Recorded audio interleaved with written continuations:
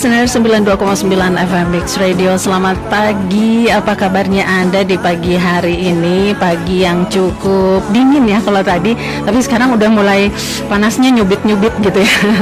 Apalagi di seputaran kota Cimahi, mungkin juga di Bandung Raya dan sekitarnya juga cuacanya sama.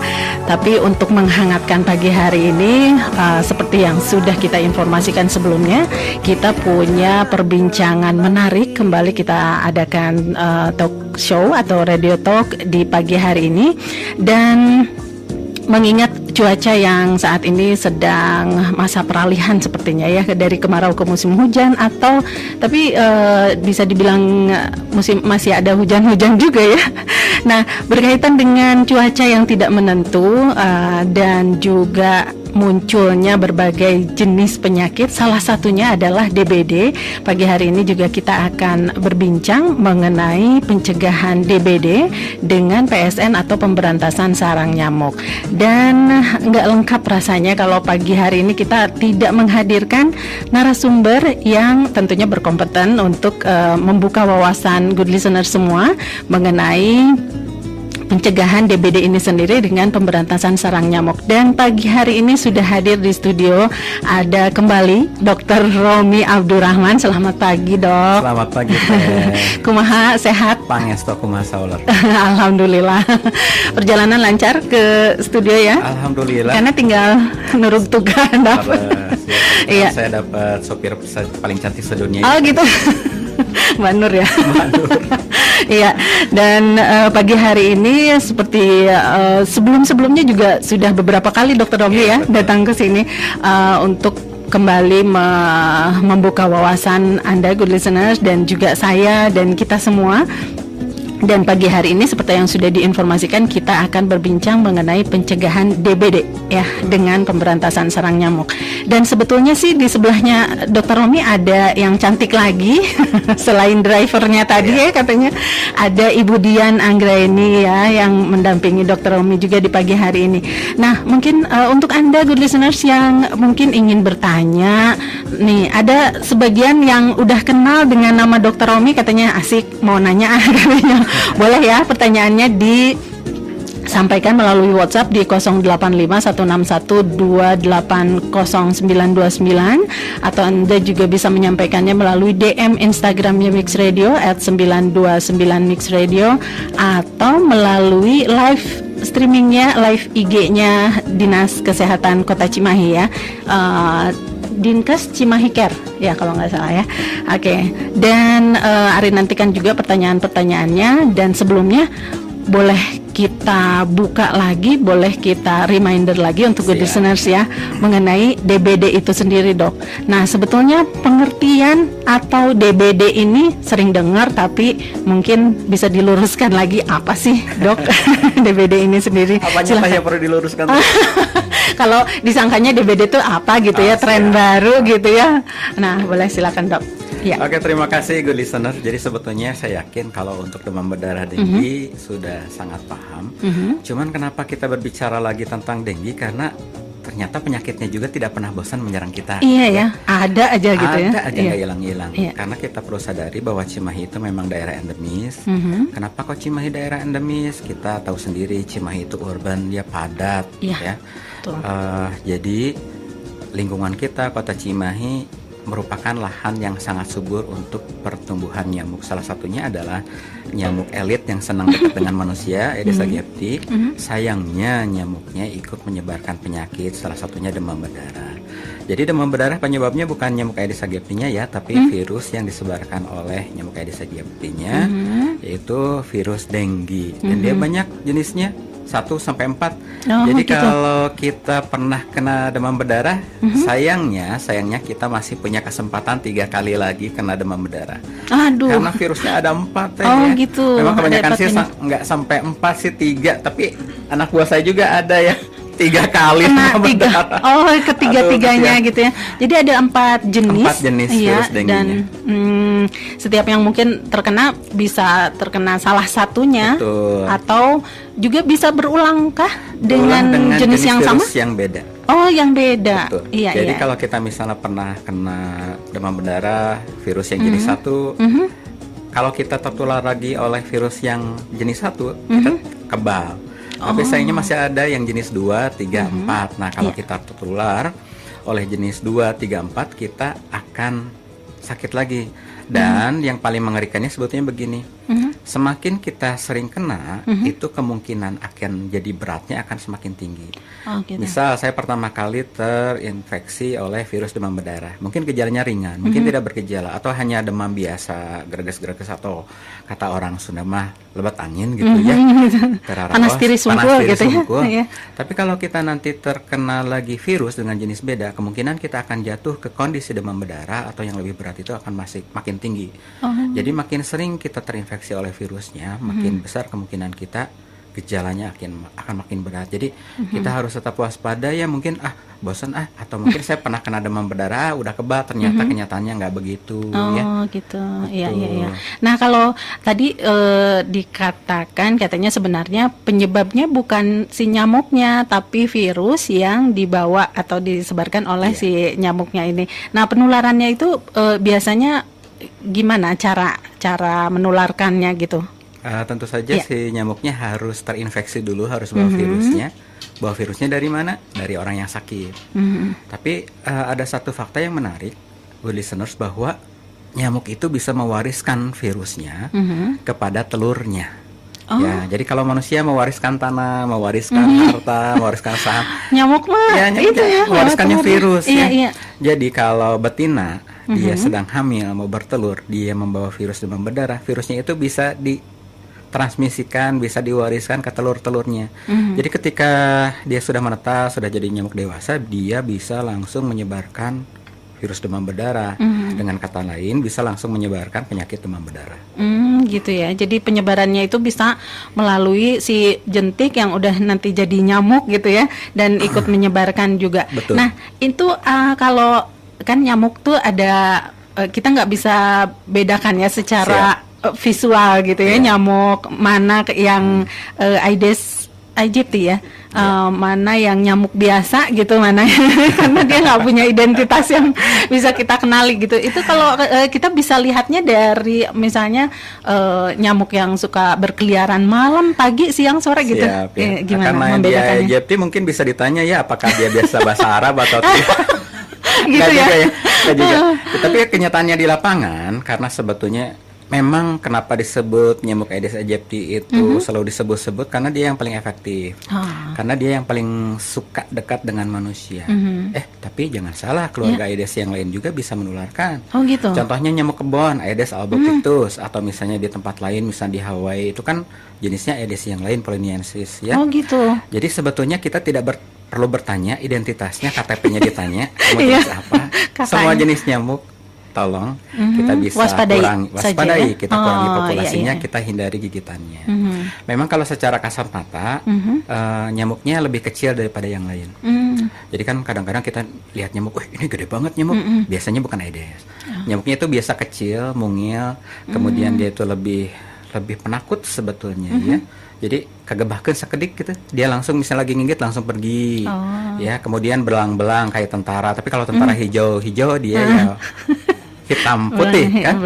Nah, tapi karena sifatnya yang penakut itu yang gampang terganggu, sebetulnya jadi bahaya juga karena kalau misalnya nyamuk yang besar ngigit dia sampai gendut gitu agak goyang-goyang dikit dia tenang. Kalau Aedes aegypti itu kegoyang dikit dia pergi, kegoyang dikit dia pergi. Akibatnya dia memiliki sifat multibiters ya, ngigit ke sana ke sini. Nah, penyakitnya jadi gampang nyebar. Jadi Aedes itu kenapa efektif menularkan? Pertama, dia paling senang dekat manusia, lebih senang darah manusia daripada darah hewan, dan kemudian sifatnya yang sering gigit kanan kiri atas bawah kemana-mana ya. Betul. Iya. Kalau dari waktunya mungkin dia lebih banyak.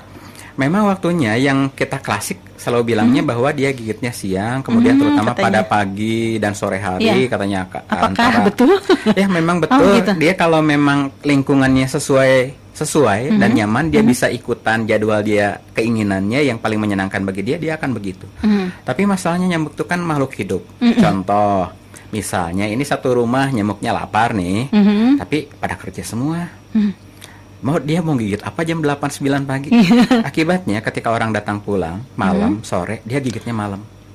Jadi belum tentu ya, maksudnya ini memang betul aktivitasnya paling aktif tuh dia tuh di pagi, di sore hari, sepanjang hari, tapi paling efektif pagi dan sore. Tapi tidak juga jadi jaminan karena ya, dia juga kadang-kadang ya tadi jadi kepaksa begadang. Nungguin yang pada pulang. Kalau di rumah itu nggak ada ya mau digigit. Jadi kayak sahur ya pagi-pagi gitu kan, sebelum adzan orangnya udah pergi, habis subuh datang lagi pulang buka puasa juga sih.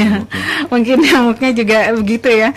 Jadi ada memang selain ada karakteristik yang khas dengan aktivitasnya, kemudian juga dari fisiknya, tapi ya itu nggak sempat kayaknya kita juga merhatiin ya. Dok, nyamuk yang terbang itu tanya-tanya dulu. Iya, nggak usah lah ya. Pokoknya semua jenis nyamuk waspadai aja. Gitu jadi ya. jangan misalnya mah nyamuk apa ya nggak tahu biarin gigit aja gitu ya. Iya. Masalahnya nyamuk lain juga kan bisa bawa penyakit lain. Betul ya.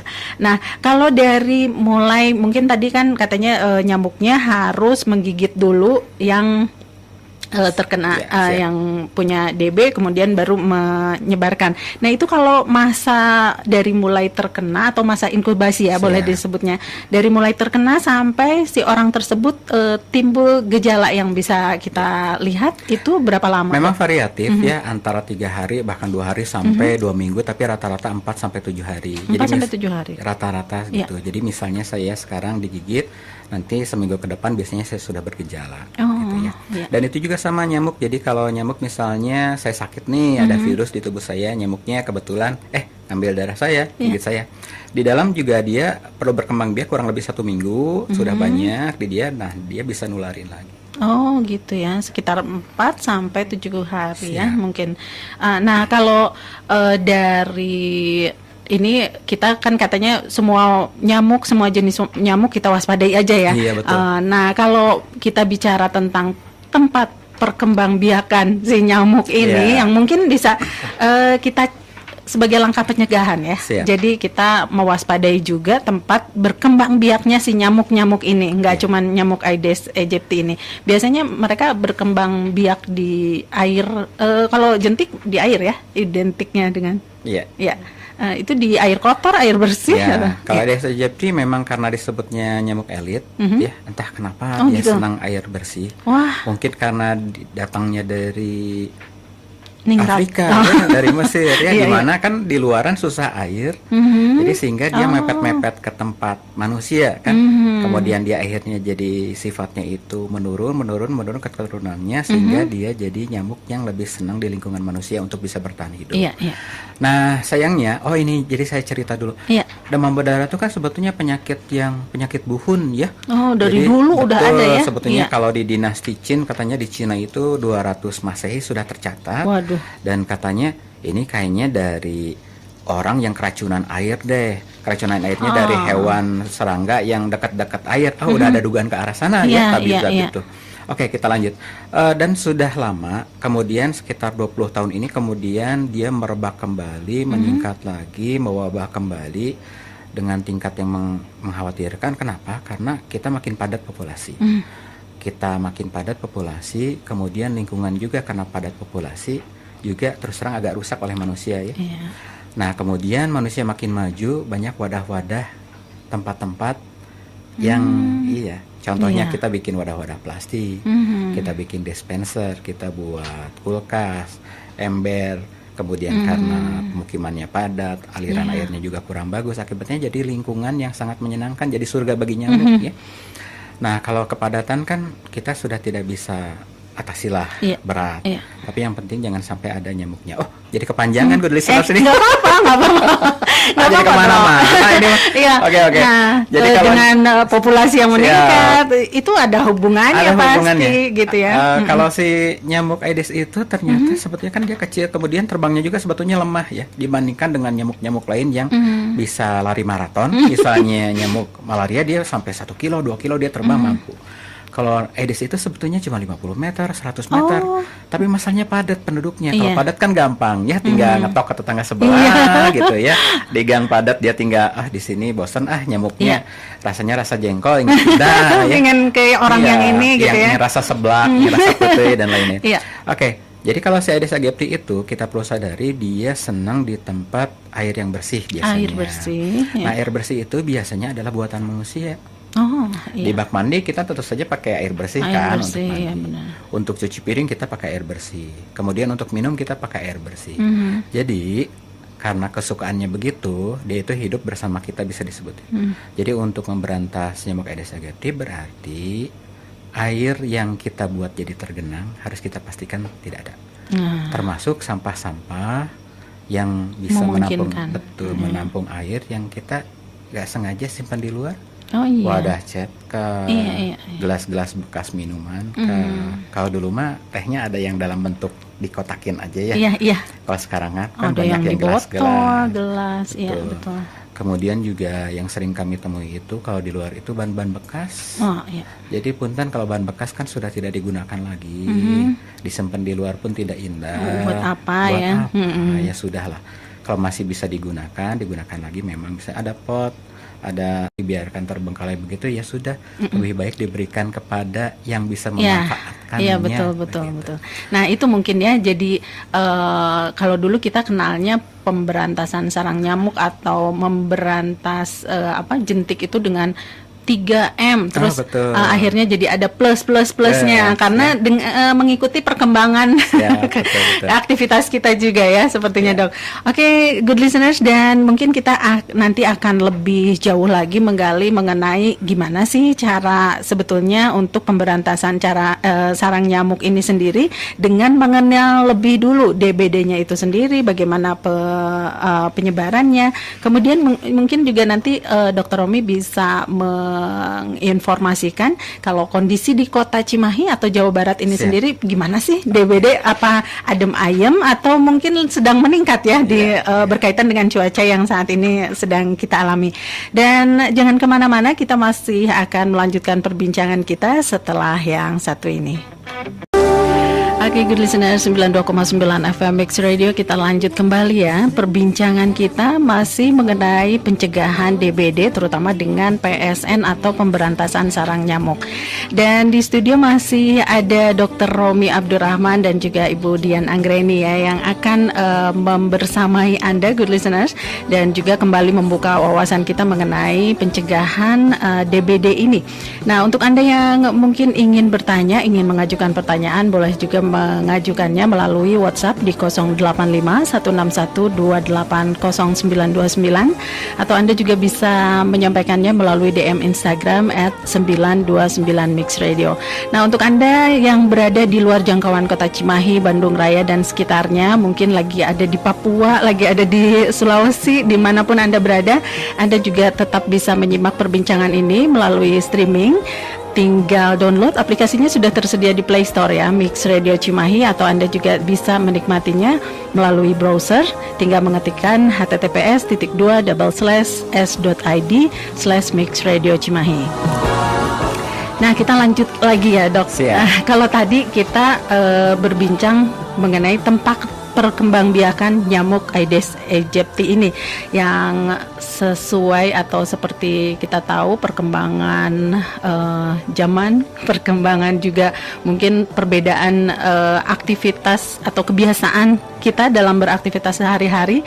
Nah, tapi kebanyakan seperti tadi Dr. Romi sebutkan, ternyata tempat perkembangbiakannya ini yang buatan-buatan manusia tuh ya, sisa-sisa gitu ya, sisa-sisa aktivitas kita kayak botol-botol plastik dan sebagainya. Nah, ini kalau seperti apa, ada juga misalnya cekungan air yang memang terbuat secara alami gitu, bisa juga ya menjadi tempat berkembang biaknya. Contohnya misalnya di sela-sela daun, di mana dia yang menampung air ya, mungkin beberapa pohon kita tahu karena bentuk daunnya begitu, dia secara alami kalau ada hujan dia tertampung di antara daun dan batangnya. Di situ juga bisa.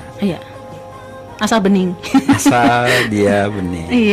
Dan tapi sekali lagi diingatkan, nyamuk juga kan tadi ya makhluk hidup.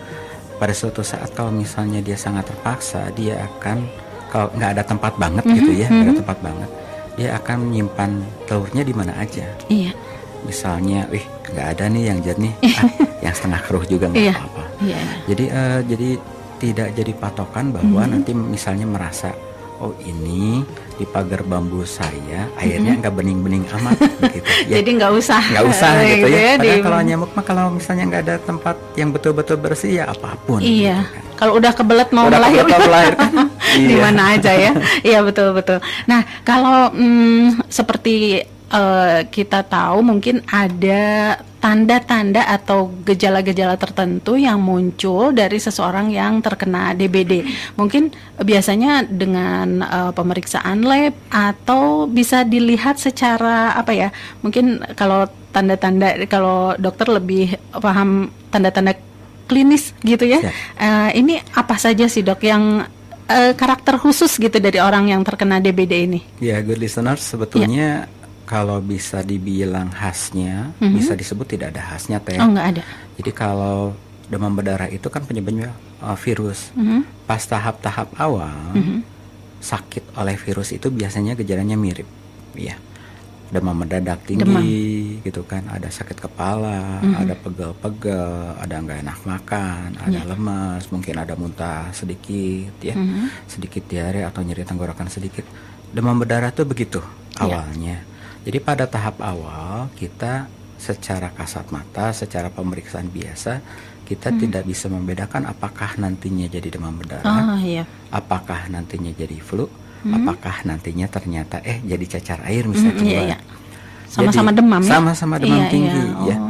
Jadi yang biasanya yang akan dibekalkan oleh dokter ke pasien atau orang tua yang membawa anaknya berobat adalah ketika datang demam tinggi, selain memberikan obat sementara adalah ibu, bapak, satu, kalau nanti demamnya berlanjut, nanti harus kesini lagi. Misalnya 3 hari ke depan atau 2 hari ke depan masih demam. Yang kedua, kalau demamnya sudah turun, tapi kok malah tidak sehat, malah tambah lemas, ya kan harusnya orang tuh kalau demam turun kan dia jadi segar ya. Kalau ini malah jadi tambah lemas. Atau bauan aja, atau diajak ngobrol kok jadi nggak nyambung ya, atau malah muntah-muntah gitu ya. Ini cerita nih saya juga kecolongan ini. Oh gitu. Waktu dulu di Puskesmas Cimahi Tengah ada ibu-ibu datang gejalanya muntah terus. Sampai di ruang periksa juga muntah berapa kali, nggak ada demam. Saya lupa nanya kemarin ada demam nggak? Ternyata demam berdarah dong. Gitu. Padahal demamnya udah nggak ada, gejalanya hanya muntah-muntah. Jadi nggak selalu harus demam ya. Jadi memang gejala awalnya demam. Dan kita tidak bisa bedakan. Sehingga ada selalu pesan dari dokter itu. Jadi satu tadi kalau demamnya berlanjut, kalau kondisinya tambah turun walaupun demamnya turun, atau ada tanda-tanda perdarahan seperti mimisan, gusi berdarah ataupun tanda-tanda berdarah lainnya kayak bintik-bintik merah di kulit, harus dibawa lagi berobat. Dan ini sayangnya ini yang biasanya terjadi dengan kasus kematian anak di Kota Cimahi. Biasanya tuh sudah rata-rata ya, sudah berobat dan kemudian sudah dipesankan begitu. Tapi karena demamnya turun, sudahlah sehat. Udah sembuh kok gitu. Akibatnya nanti sehari 2 hari kondisinya tambah turun. Ketika datang misalnya berobat kembali, kok tambah lemas anaknya. Sudah tidak bisa tertolong. Jadi ini pesannya kepada good listener semua. Ketika ada demam turun, tapi kondisinya kok malah tambah lemas. Jadi jangan senang dulu kalau turun ya. Oke, jadi kita lanjutkan ya. Tadi kalau fase awal demam tinggi. Kemudian lanjut ke fase kritis tadi yang turun dulu. Yang orang bilang katanya justru pas turun itu krisisnya. Krisis. Jadi pertanyaannya adalah kenapa disebut kritis? Turun itu mau sembuh atau turun mau jadi berat? Biasanya nanti 4-5 hari dia turun demamnya. Kemudian kalau nanti dia akan demam lagi yang disebut dengan demam pelana kuda itu.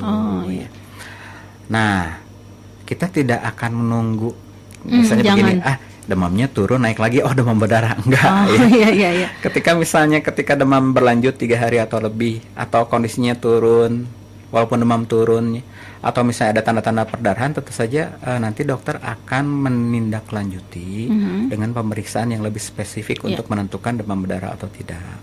biasanya yang rata-rata diperiksa adalah yang banyak adalah trombosit, mungkin sering dengar ya, trombosit, kemudian kekentalan darah, kemudian jumlah sel darah putih di tubuhnya.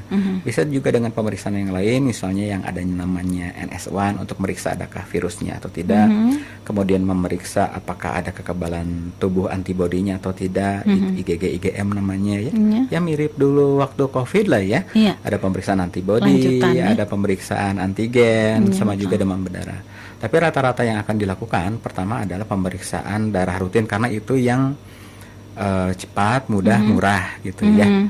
Nanti dilihat. Bisa gitu. cepat diketahui juga Bisa itu cepat dipastikan ya. Kemudian biasanya di lab-lab ya sederhana juga bisa. Bisa ya. Bisa. Oh, iya. Oke, kemudian nanti kalau misalnya sudah turun, nah itu tadi gejalanya bisa sembuh atau nanti gejalanya makin berat. Yeah. Kalau berat dia bisa timbul gejala perdarahan atau tekanan darahnya turun banget sehingga organ-organ tubuhnya tidak cukup diperdarahi oleh darah, kurang oksigen, kurang makanan, itu yang disebut dengue shock syndrome. Oh, ya. Itu ya ada. Itu yang berbahayanya. Jadi ke organ-organ tubuh yang lain ya ngaruhnya. Ya. Nah, kalau di Kota Cimahi ini sendiri, Dok, mungkin dari bulan Januari atau yang terdekat gitu, itu gimana perkembangan kasus DBD? Sebetulnya untuk tahun sekarang itu kasusnya lebih rendah daripada 2 tahun ke belakang, ya maksudnya tahun 2022, tahun 2021. Ya. Contoh, di tahun 2022 itu kita total 675 kasus. Sekarang setengah tahun itu 140. Jadi kalau dikalikan 2, ya belum nyampe setengahnya gitu ya. Iya. Tapi masalahnya kan fluktuatif. Ya, kita tidak bisa nebak, cuaca tidak bisa tertebak. Iya, ya. Jadi walaupun sekarang kondisinya turun, bukan berarti Cimahi aman karena kenyataannya tiap tahun ada dan naik turun kasusnya. Iya. Sekarang kemudian kalau kita lihat curah hujan ya, nggak jelas ya, kadang-kadang hujan, kadang-kadang nggak. Justru itu suburnya nyamuk itu di situ. Kalau misalnya hujan terus-terusan, di cuaca yang begitu ya. Kalau terus-terusan dan hujannya besar terus-terusan, seminggu 2 minggu, jentik yang di luar pada hanyut kan. Oh iya, betul. Tapi kalau misalnya hujan tertampuk, kemudian panas, seneng tuh. Ada kesempatan buat jadi nyamuk si telurnya itu. Atau misalnya kalau kering-kering sekalian, itu kan susah tumbuhnya. Iya. Ya. Tapi kalau misalnya seperti ini juga kondisinya lumayan membahayakan sebetulnya ya. Jadi kenapa kita materinya sekarang tentang demam berdarah? Sebetulnya ini harus waspada walaupun kasusnya turun. Karena di cuaca seperti ini juga betul. Masih ada kemungkinannya. Kemudian kematian juga kita untuk tahun ini 2 sangat disayangkan ya, karena 1 pun sebetulnya kebanyakan meninggal itu karena nyawa kan tidak bisa kita nilai dengan apapun. Tahun lalu kita 14. Oh gitu. Tahun lalunya lagi kita 22. Ini terkait sebetulnya banyak teori sih.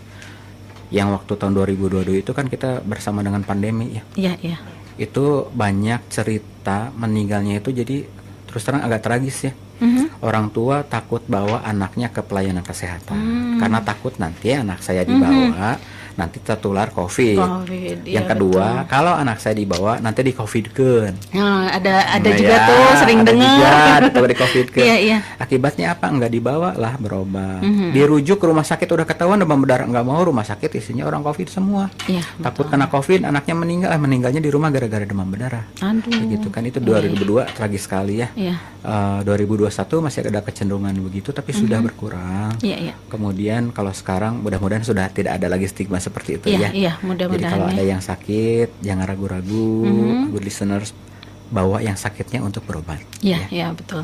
Jadi jangan nunggu dulu sampai kritis atau justru tadi yang pas panasnya udah turun kok gitu ya. Harus tetap waspada ya, Dok. Tetap harus waspada. Nah, ini mungkin kita akan singgung sedikit mengenai pencegahan yang tadi kita sebutkan ya. Salah satunya adalah dengan pemberantasan sarang nyamuk. Nah, ini pemberantasan sarang nyamuk ini sendiri apakah merupakan salah satu atau satu-satunya cara untuk jadi mencegah? Nyanyi ya? Kayak satu-satunya. Jadi kayak lagu. Untuk memberantas DBD ini sendiri. Ya, salah satu cara, tapi itu adalah paling murah, paling mudah dan paling efektif. Oke lah, masalah mudah dan murahnya nomor sekian, tapi itu yang paling efektif. Gitu ya. Jadi gampang dilakukan sama siapa aja gitu. Sama siapa saja, bisa setiap saat, tidak berbiaya. Oke. Kenapa PSN? Karena satu, kalau kita ngejar nyamuk yang besar, dia kan sudah terbang susah. Iya. Kemudian kita untuk membasmi nyamuk yang sudah bisa terbang itu butuh upaya lebih. Contoh lah nggak pakai apa-apa, pakai tangan kita kan harus tepuk tangan dulu dia lari-lari ya. Harus olahraga dulu. Iya. Pakai aftopik ke insektisida juga berbiaya, mencemari lingkungan juga. Nah kalau PSN itu cukup kita menghilangkan tempat perindukan nyamuk di rumah kita dengan 3M ya. 3M. Pertama menguras di-bak atau tempat-tempat penampungan lain yang bisa dikuras ya.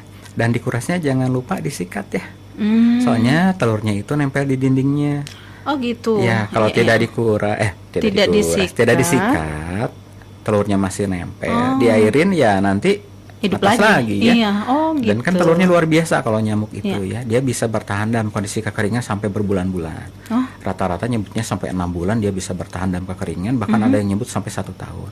Jadi misal kita ngosongin rumah 6 bulan nggak diisi baknya, tapi masih ada telurnya nempel di dinding. Ketika kita suatu saat airin lagi bisa ya bertelur. Itu lagi hebat ya. Hebat, memang luar biasa. Makhluk kecil gitu ya yang kadang disepelekan gitu. Betul. Tapi ternyata perkembang biakannya. Selalu saya bilang biasanya kenapa dinosaurus musnah tapi nyamuk tidak. Jadi kan kalau nyamuk itu iya betul. Iya benar ya. Kalau nyamuk itu kan perkembangannya dia sejaman dengan jadi pas zaman Jurassic ya. Ketika dinosaurus ada dia sudah ada. Jadi nenek moyang nyamuk itu ketemu sama dinosaurus, T-Rex gitu ya. Sempat say hi dan mungkin sempat gigit dinosaurus juga. Mungkin. Tapi ketika terjadi kepunahan massal gara-gara meteorit katanya ya, dinosaurus mah musnah ya. Iya. Kok nyamuk masih ya berlanjut ya? Dan kalau dibandingkan dengan nyamuk kan kita manusia itu kan umurnya masih sangat muda ya. Iya. Nyamuk 200 juta tahun yang lalu, kalau manusia 300 milenium yang lalu, 300 ribu tahun yang lalu. Jadi kita harus sangat hormat kepada nyamuk ya.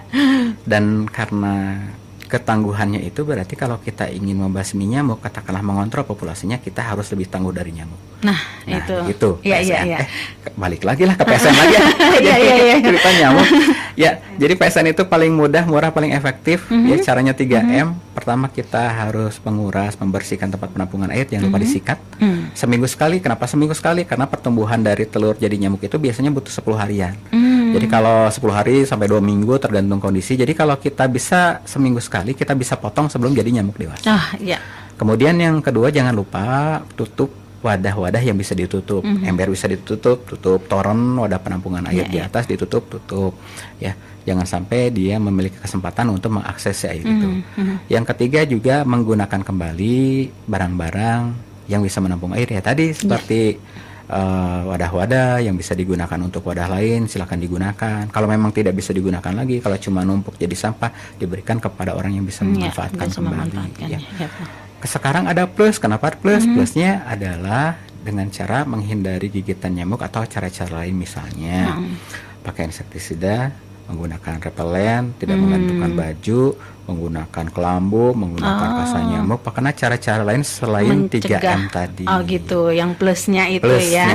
Boleh. Nah ini ada yang sudah masuk pertanyaan ya, dia melalui WhatsApp di 085161280929. Tapi sebelum Dr. Romi akan menjawab pertanyaan Anda, kita simak dulu yang satu ini ya. Jangan kemana-mana, tetap di 92,9 FM Mix Radio. Oke, good listener, 92,9 FM Mix Radio. Kita lanjut lagi ya. Masih ada beberapa hal yang mungkin akan disampaikan oleh Dr. Romi, masih berkaitan dengan pencegahan DBD yang seperti tadi sedikit sudah diulas. Salah satunya adalah dengan pemberantasan sarang nyamuk atau PSN ya dikenalnya ya. Nah, mungkin bisa dilanjut lagi. Salah satu yang sering kita dengar juga untuk memberantas wabah DBD ini selain PSN itulah adalah dengan fogging. Nah, seberapa efektif sih sebetulnya fogging ini di lingkungan masyarakat untuk mencegah berkembangnya nyamuk-nyamuk nakal itu ya? Gimana dok? Ya, jadi kalau fogging adalah satu bagian yang penting dalam pengendalian kasus demam berdarah. Tapi pertama yang harus diingat itu bukan untuk mencegah kasus pertama timbul. Jadi dia akan dilaksanakan ketika setelah ada yang tertular untuk mencegah penularan lebih lanjut. Jadi yang perlu digarisbawahi adalah mencegah penularan lebih lanjut. Iya. Berarti harus ada korban dulu dong, kasarnya begitu. Iya, betul. Jadi seperti misalnya saya pemadam kebakaran, saya tidak akan nyemprot misalnya Mix Radio, saya semprot-semprot. Iya, kalau nggak ada apinya, nggak ada. Biar ke kebakaran saya semprotin ya, gitu. Iya. Jadi lebih efektif itu ya pencegahan tadi ya. Jadi PSN itu yang paling efektif. Tapi harus ada fogging. Kadang-kadang memang harus. Kadang diperlukan ya. Kadang diperlukan, terutama misal ternyata memang penularannya di daerah itu. Misal saya tertularnya demam berdarahnya di Cirebon misalnya, terus datang ke sini, pas dicek lingkungan bersih, tidak ada nyamuk, gitu kan tidak bisa menularkan. Iya betul. Oke, jadi ke si fogging lagi ya. Jadi prinsip pertama dia mencegah penularan lebih lanjut, bukan mencegah pertama kali orang tertular. Yang kedua dia tadi sifatnya adalah seperti pemadam kebakaran, yang setelah ada apinya baru disemprot ya. Iya. Oke. Yang ketiga dia akan efektif kalau memang cara-caranya memang betul. Contoh, coba ya good listeners sekarang ngaku. Sekarang kalau ada fogging siapa yang nggak mau disemprot di dalam rumah? Ayo ngacung. Ada gitu tuh banyak. Ada kan banyak ya. Memang karena nggak nyaman gitu ya, nggak mau bukain pintu lah apa gitu. Ya memang sangat wajar karena kan aromanya tidak enak, ya kan, insektisida, dan dibuat aroma tidak enak itu biar orang nggak sengaja di dalam rumah loh gitu kan. Terus yang kedua juga kan takut nanti harus bebersih gitu kan, nanti berminyak gimana gitu lap-lap gitu. Padahal saya balikin lagi ya, saya ingetin kembali, nyamuknya itu senang dekat manusia. Dia itu tinggalnya di dalam rumah. Akan efektif fogging itu kalau dilaksanakannya masuk ke rumah. Oke lah, misal ternyata saya mau kekeh nggak mau disemprot fogging, boleh maksudnya luarnya aja gitu kan, begitu ya. Kalau memang memilih seperti itu, tolong pada saat itu juga gunakan insektisida yang ada di rumah, merek apapun, langsung semprotkan. Jadi bareng-bareng gitu ya. Jangan sampai karena rumah kita tidak di fogging, di dalamnya ternyata nyamuk yang bawa virusnya ada di dalam rumah kita, dia akan menyebarkan kembali, gitu ya. Kemudian yang kedua, kenapa tidak efektif? Ya tadi di luar rumah, padahal nyamuknya tadi di dalam rumah, kemudian tidak melaksanakan PSN dulu. Kan sering dengar tuh ya, mungkin ya, ini baru di fogging tapi kok besoknya udah ada nyamuk. Ya kan? Ya gimana nggak bakal ada nyamuk? Karena yang tersisa telurnya yang ada sudah netes lagi jadi nyamuk lagi. Keburu jadi nyamuk. Jadi kalau ingin efektif, selalu fogging itu harus didahului oleh PSN. Sehingga calon-calon nyamuk yang nantinya bakal jadi nyamuk baru itu kita berantas dulu. Nah, nyamuk yang kita perkirakan sedang membawa virus, jadi tujuannya adalah untuk mematikan nyamuk yang sedang membawa virus tadi ya. Tujuannya itu. Jadi calon nyamuk kita berantas, baru fogging. Barulah itu efektif. Ya, yang efektifnya kalau begitu. Tidak, ya besok lusa ada nyamuk. Yang celakanya apa? Kan gejala demam berdarah itu dia itu, contoh lah ini kenapa saya contohinnya COVID ya, karena mungkin masih ingat kita suka dengar dulu pembawa virus carrier dia tidak bergejala. Nah, demam berdarah juga ada. Ketika misalnya dia seorang carrier yang dia tidak merasa ada virus di dalam tubuhnya, nggak sakit, kan tidak berobat.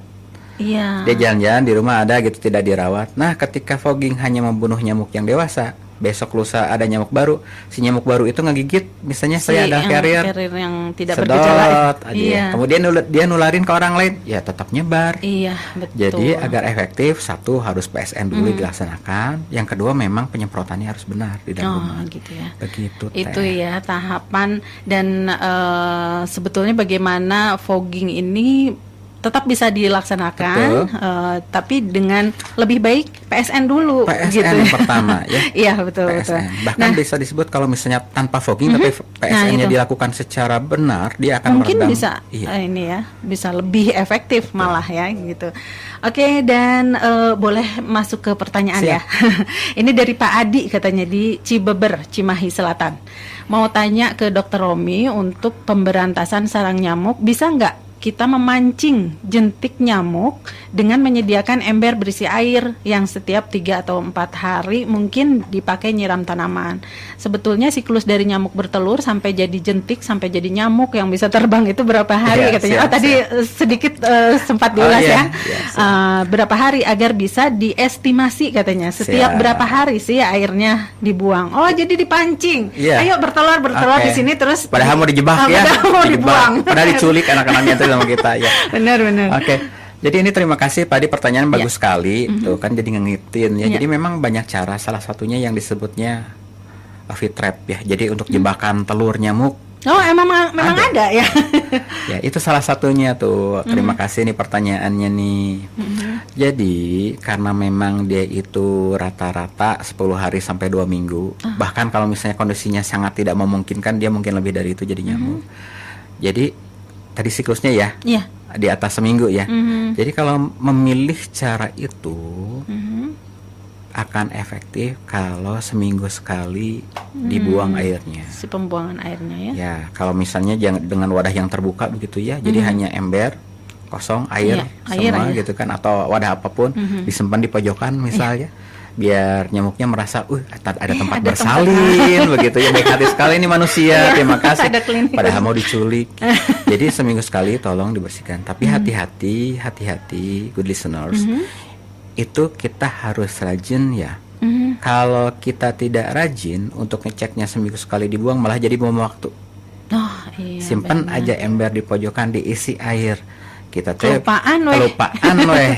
Jadi tahu-tahu udah ada yang sakit. Kita masang jebakan tapi nggak dibuang-buang. Nah, itu. Jadi akan efektif kalau dilakukan. Bagus sekali. Apalagi digabung dengan cara-cara lainnya. Jadi PSN dilaksanakan tetap. Jadi kan gini ya maksudnya. Jadi logikanya tempat-tempat kita habisin. Kita hanya sediakan satu tempat yang untuk kita culik anaknya gitu kan. Kalau misalnya masih biar melahirkannya semua di situ gitu. Tapi kalau misalnya kita pasang jebakan tapi masih banyak tempat lain, jangan-jangan aku mencium bau jebakan kata si nyamuknya. Jadi nanti bertelurnya di tempat lain gimana ya? Apalagi kalau nggak informasiin ke teman-temannya, gimana bisa lewat WhatsApp gitu kan? Benar. Ya, jadi akan efektif kalau tetap sekali lagi PSN-nya dilaksanakan. Kemudian yang akan efektif kalau kita rajin juga akan membersihkannya. Boleh Pak Adi, silakan dilaksanakan, bagus sekali. Dan jangan lupa PSN-nya Pak Adi ya. Terima kasih banyak. Iya. Nah, kemudian ada Ibu Sari yang juga bertanya nih ya. Katanya, Dok, kalau penyakit yang disebabkan oleh virus biasanya si orang tersebut punya kekebalan nggak sih kalau sudah kena? Nah, seperti orang yang terkena COVID-19. Apakah ini berlaku juga untuk orang yang pernah terkena DBD katanya? Iya, betul. Jadi emang ada, kalau kita kena suatu penyakit, kita bisa menimbulkan kekebalan. Ada yang kekebalannya bertahan seumur hidup atau lama gitu ya tanya. Ada yang nggak lama. Contohlah flu. Kita kan setahun bisa berapa kali kena flu ya. Jadi kekebalannya nggak lama gitu kan. Kemudian COVID bisa jadi kebal, bisa. Tapi masalahnya COVID juga dia virusnya keluarga virus flu. Jadi makanya kita bisa berkali-kali kena COVID juga ya. Kemudian demam berdarah bisa jadi kebal, bisa. Tapi tidak ada kekebalan silang terhadap virus yang jenis lainnya kan tadi saya bilang ada 4 ya. Jadi kalau misalnya kita kena virus jenis 1 kita kebal ke 1 kebal, tapi ke yang kedua enggak. Kita nanti kena lagi yang kedua kebal, tapi gejalanya akan lebih berat daripada kita sakit yang pertama dan kita akan jadi kebal yang kedua. Betul. Kita kena lagi yang ketiga kebal, mungkin yang nanti dirawat yang ketiga karena makin berat lagi kondisinya ya. Kebal, tapi masih ada satu lagi yang keempat. Jadi apakah bisa kekebalan? Bisa. Makanya ada vaksin dengue. Tapi kenapa? Nah, ini juga jadi ngingetin. Ada ya vaksin dengue. Aduh, Bu Sari luar biasa pertanyaannya ya. Bu Sari, jadi terima bagi kasih. saya yang setengah tua jadi banyak yang tadi lupa bisa dijelaskan. Nah, ada pencegahannya, ada vaksinnya ada. Cuman sayangnya dia itu hanya bisa diberikan kepada orang yang sudah 6 tahun ke atas. Yang kedua, diberikan hanya kepada orang yang pernah kena demam berdarah sebelumnya. Loh kok gitu? Karena gini, kan tadi saya ungkapkan kalau pernah kena demam berdarah, kita ketika sakit yang kedua atau selanjutnya cenderung akan lebih berat. Ketika kita berikan vaksin demam berdarah itu di orang yang belum sama sekali kena demam berdarah, itu seperti nanti kalau kena lagi, kalau kemasukan virus demam berdarah, seperti orang yang sudah kena demam berdarah kena virus yang kedua. Iya. Jadi gejalanya malah berat. Iya.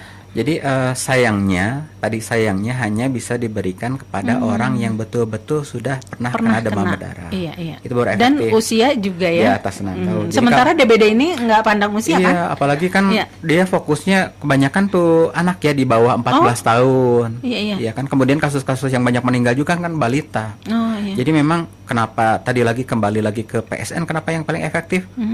Ya ada vaksin nggak bisa diberikan ke balita, ya. Kemudian diberikan ke balita pun harus yang sudah kena, diberikan pun kepada orang yang pernah kena demam berdarah sebelumnya, gitu. Ya nggak boleh kepada orang yang belum pernah kena DBD dikasih vaksin DBD. Itu ya? Makanya kurang begitu berkembang ya vaksinnya ya, karena itu syaratnya harus kena DBD dulu. Iya, banyak syaratnya ya. Ya betul. Iya, iya.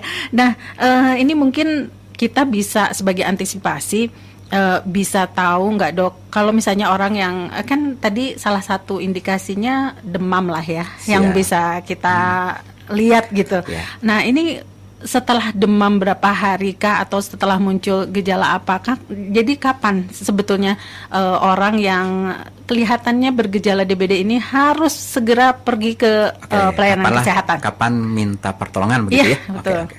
Jadi pertama, atau saya bilang gini dulu, jadi penanganannya apa dulu sih kalau ada orang demam ya? Nah, betul. Oke, jadi kalau ada orang demam, biar banyak keringatnya, kemudian panasnya bisa terbuang lewat urin. Ya. Jadi pertama harus banyak minum dulu. Banyak minum. Biar produksi keringatnya bagus, biar produksi urinnya bagus. Kemudian boleh dibantu dengan dikompres, ya, dengan air hangat agar keringetan. Kemudian yang kedua, yang selanjutnya bisa dibantu dengan obat penurun demam. Tapi hati-hati, tidak semua obat penurun demam aman bagi penderita demam berdarah. Oh, gitu. Karena kadang-kadang ada obat yang membuat trombositnya tambah turun. Jadi untuk pertolongan pertama untuk anak demam, tolong berikan yang isinya paracetamol ya. Paracetamol saja. Paracetamol saja. Iya, betul. Kapan harus ke dokter? Kalau demam 3 hari bertahan. Satu. Yang kedua, kalau kondisinya tambah jelek. Walaupun ini jadi mirip kayak tadi ya. Iya ya. Jadi 3 hari demam ke dokter. Yang selanjutnya, kalau kondisinya ini demamnya masih ada atau tidak, misalnya 2 hari 3 hari, tapi kok lemas banget, kondisinya tuh jelek gitu ya, lemas banget, muntah-muntah sering gitu kan, atau kok jadi selang-seling, setengah sadar setengah enggak, ini anak ya. Atau yang ketiga, kalau ada tanda-tanda perdarahan, mimisan, gusi berdarah, bintik-bintik merah di kulit. Bintik-bintik merah di kulit banyak ya. Campak juga bintik merah, walaupun beda. Tapi kan mungkin untuk kebanyakan orang yang belum pernah lihatnya, ini teh bintik apa ya gitu ya. Atau ini digigit serangga gitu misalnya, apa semut atau gimana. Mungkin orang nggak tahu. Tapi kalau ada tanda-tanda perdarahan apapun itu, silakan dibawa ke dokter ya, ke sarana pelayanan kesehatan. Jadi kalau demam 3 hari bertahan, kondisinya jadi memburuk, atau ada tanda-tanda perdarahan. Ya. Jadi itu ya yang harus kita waspadai kalau kita melihat gejala-gejala atau tanda-tanda seperti itu, segera bawa ke pelayanan kesehatan. Nah kalau DBD ini sendiri bisa ini nggak dengan penyakit lain, ada misalnya efek lanjutannya atau komplikasi gitu? Komplikasi misalnya? ada, ya. Komplikasi ada, walaupun untungnya nggak banyak ya. Kadang-kadang kalau komplikasinya parah bisa dia infeksi di otak. Encephalitis DB bisa nanti anaknya setelahnya jadi mengalami kecacatan gitu ya. Karena namanya juga otak yang diserang, tapi untungnya jarang. Bisa menyebabkan hal lain gitu, gagal organ yang lain, bahkan kematian bisa. Tapi yang kebanyakan adalah yang disebut demam berdarah berat itu tadi 2. Kalau tidak perdarahan berat, kalau tidak yang namanya shock, karena tekanan darahnya turun luar biasa, sehingga fungsi-fungsi organnya terganggu. Kalau tidak ditangani segera bisa menyebabkan kematian. Jadi itu berefek ya ke tekanan darah yang menurun. Betul. Jadi karena peperangan di tubuh kita, si cairan di tubuh kita bocor kemana-mana, keluar dari pembuluh darah, walaupun kita tidak berdarah-darah ya. Keluar, akibatnya seperti kita kurang minum, kita dehidrasi, padahal airnya tetap ada di tubuh kita. Jadi kalau kita kurang cairan, tensinya akan turun. Kalau sudah sampai di batas yang tidak bisa ditolerir lagi oleh tubuh, ya namanya jatuhnya shock ya. gitu. Jadi ada banyak ini mungkin salah satu sebab kenapa DBD ini nggak bisa dianggap enteng. Betul, ya. Jadi dianggap enteng. Meskipun bukan sebagai penyebab kematian yang dengan angka yang cukup tinggi, tapi ternyata berefeknya luar biasa ya, banyak juga. Kalau demam berdarah itu adalah penyakit kedua terpenting, penyakit infeksi yang ditularkan oleh nyamuk. Jadi pertama yang paling fokus perhatian adalah malaria. Yang kedua adalah demam berdarah. Jadi lumayan jadi fokus perhatian. Kenapa? Ya memang menimbulkan kematian. Kemudian dia dari tahun ke tahun sesuai dengan pertambahan jumlah penduduk, dengan pemanasan global makin meningkat kasusnya. Negara-negara yang asalnya tidak jadi bermasalah dengan demam berdarah malah jadi bermasalah. Sekarang negara Eropa juga jadi lucu ya kena demam berdarah. Tadi saya mau bilang apa ya, ada yang lupa.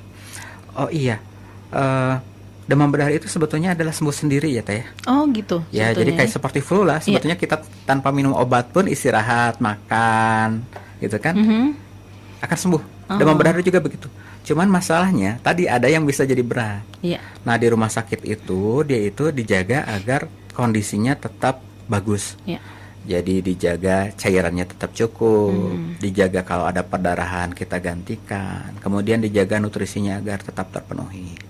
Jadi kalau di misal yang membunuh si virusnya. Iya, terima kasih. Jadi banyak yang tadinya nggak kepikir tuh ya kalau untuk orang awam gitu ya. Nah kalau dari Dinas Kesehatan sendiri mungkin sudah banyak yang dilakukan ya untuk program pencegahan DBD atau pemberantasan sarang nyamuk, dan boleh dijelaskan apa aja sih yang sudah dilakukan gitu ya? Terima kasih. Biar masyarakat juga tahu dan mendukung. Ini tapi saya yang pertama satu dulu ya. Ini sebelum saya menerangkan. Ini penyakitnya betul-betul terkait dengan rumah tinggal kita. Ya, ini saya gambarkan seperti gini deh. Puskesmas ada, dokter ada, rumah sakit ada, lab banyak. Tapi yang bisa mencegah kita dari diabetes ya kita sendiri. Kita makannya dijaga, olahraga, aktivitas cukup. Yang bisa mencegah kita dari darah tinggi ya kita sendiri. Sama dengan demam berdarah juga ya. Karena nyamuknya bertelurnya di rumah kita, gitu kan.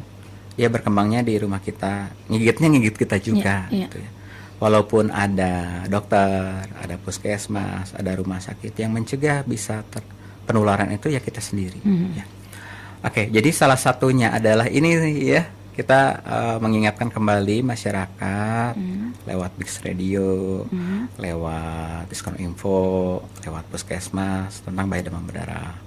Kemudian di lapangan kita sudah mulai pulih nih dari pandemi ya. Saya lihat kalau teman-teman di puskesmas itu mulai menggeliat kembali, mengaktifkan kembali kader-kader yang bertugas untuk mengingatkan warga untuk melakukan PSN. Kita jadi kalau di warga kan ada namanya kadar-kadar kesehatan ya. Kemudian punya tugas masing-masing, salah satunya adalah kadar PSN, kadar pemberantasan sarang nyamuk. Nah itu waktu pandemi kemarin kan orang nggak mau ketemu sama orang lain kan? Iya betul. Iya kan. Jadi dibatasi aktivitasnya. Sekarang sudah alhamdulillah normal ya kondisinya normal kembali. Saya lihat teman-teman di puskesmas mulai kembali mengaktifkan lagi kadar PSN-nya, memberikan pelatihan ulang lagi gitu kan. Dan bukan hanya saya lihat bukan hanya di Dinas Kesehatan deh. Beberapa palurah juga ya. Jadi inisiasinya di kelurahan juga mengaktifkan kembali. Kemudian kalau fogging jelas ada ya. Fogging jelas ada. Kemudian juga ada abate, tapi tentu saja abate juga selektif. Ini jadi keingetan ya abate. Abate kan saya jadi nyebut merek ya nggak apa-apa ya. Soalnya kenalnya orang-orang abate itu merek ya. Yang betulnya larvasida merek. Jadi larvasida itu akan efektif kalau memang digunakan di tempat yang betul. Itu kalau larvasida itu digunakan di tempat yang memang sulit untuk dikuras. Misalnya kita punya tempat penampungan di atas. Toren yang di atas gitu ya. Dan kemudian walaupun ditutupin kok entah kenapa nyamuknya bisa lolos aja gitu ya. Kita bisa beri abate sesuai dosis dan itu akan efektif sampai 3 bulan. Asal tidak dikuras. Tadi kayak berlawanan kayak tadi ya. Jadi kalau untuk tempat-tempat yang dikuras jangan pakai larvasida, jangan pakai abate, sudah dikuras saja, kebuang lagi. Nanti tidak efektif ya. Terus kemudian kita juga kadang-kadang nih, ini kenapa disebut kadang-kadang, kita juga punya tadi pemeriksaan untuk NS1, IgG, IgM, tapi jumlahnya terbatas ya. Kemudian kita juga menjalin kerjasama dengan berbagai pihak. Kalau kader jelaslah lewat PKK. Kemudian institusi-institusi pendidikan, contohnya ini mungkin ada ya warga Cimahi, good listeners, yang sempat didatangi mahasiswa kedokteran dari Universitas Jenderal Ahmad Yani, cuman meriksain jentik teh. Coba sampai calon dokter juga ikut meriksain jentik di Kota Cimahi karena pentingnya. Ya. Kemudian hasilnya itu kemarin bervariatif antara 96% area itu bersih dari nyamuk sampai 60% berjentik. Oh, justru ini ya. Dan itu yang banyak jentiknya itu memang di area yang kasusnya tinggi. Oh. Jadi memang good listeners itu jelas sekali hubungannya, korelasinya. Jadi signifikan iya, betul. Makin banyak nyamuk di tempat kita, kasusnya akan juga makin banyak. Iya. Kemudian juga kita mencoba nanti akan bekerja sama melakukan penelitian, tapi ini mohon doanya ya. Kita akan coba tangkap nyamuknya, kemudian langsung dicek ada virusnya atau tidak. Kalau nyamuknya sudah bawa virus, walaupun belum ada kasusnya, kita langsung nyalakan alarm untuk melakukan PSN di seluruh PSN dan lain-lain gitu ya. Oke. Jadi banyak yang sudah dan akan dilakukannya oleh Dinas Kesehatan dalam mencegah DBD ini. Berapa tahun kemarin? Maaf ini jadi kepotong ya, potong. Ini soalnya jadi saya lupa lagi nih. Jadi bahkan sempat melakukan lomba RW kami bebas jentik. Oh gitu. Ya, kebetulan untuk sekarang kami belum bisa melaksanakan. Mudah-mudahan nanti kedepannya kami bisa melaksanakan. Soalnya kalau orang tuh disuruh PSN kadang-kadang enggak ya. Tapi kalau sudah ada hadiahnya, kemudian ada aroma-aroma persaingannya. Ibu-ibu terutama. Oh iya lah, masa RW saya banyak jentiknya. Iya gitu ya. Harga diri dong, harga diri. Panas. Iya betul. Nah, mungkin sudah cukup banyak yang disampaikan oleh Dr. Romi. Ada lagi yang akan disampaikan sebagai penutup mungkin? Siap. Ya. Jadi kesehatan itu, terutama tentang demam berdarah, itu betul-betul kita yang bisa mengaturnya. Ya. Yang bisa PSN-nya kita. Itu rumah-rumah kita tidak bisa berharap dari orang lain untuk membersihkannya. Kita tidak bisa mengandalkan misalnya ibu-ibu kader gitu ya ke rumah kita, nggak mungkin. Itu rumah-rumah kita sehat juga untuk kita. Jadi jangan lupa laksanakan PSN dengan 3M plus 1 minggu 1 kali agar keluarga kita sehat, terhindar dari demam berdarah. Terima kasih banyak Dr. Romi sudah banyak sekali mengulas. Ibu Dian juga terima kasih sudah mendampingi Dr. Romi dalam terutama untuk membuka wawasan ya, good listeners, yang mungkin tadinya udah agak-agak lupa juga diingatkan kembali gitu ya, bahwa begitu pentingnya pencegahan demam berdarah ini terutama dengan pemberantasan sarang nyamuk, dan itu dilakukannya oleh kita sendiri gitu ya, bisa kita ngandelin Pak RT, Pak RW nggak mungkin. Iya betul. Oke, dan untuk perbincangan kali ini sepertinya kita harus cukupkan dulu sampai di sini. Terima kasih atas kebersamaannya. Untuk Anda good listeners, dan juga untuk tadi Pak Adi dan juga Ibu Sari, terima kasih untuk pertanyaannya yang sudah diajukan. Untuk Anda yang mungkin pertanyaannya belum dibacakan atau diajukan, nanti akan kita jawab melalui media sosial kita ya terutama. Oke, good listeners, dan kita cukupkan dulu sampai di sini perbincangan kita mengenai pencegahan DBD dengan PSN atau pemberantasan sarang nyamuk. Dan untuk kesempatan kali ini ada Dr. Romi, kemudian Ibu Dian, dan saya Arin Gasmara, dan juga kru yang bertugas hari ini ada Rafa dan juga Aska. Undur pamit, terima kasih atas kebersamaannya dan sampai jumpa.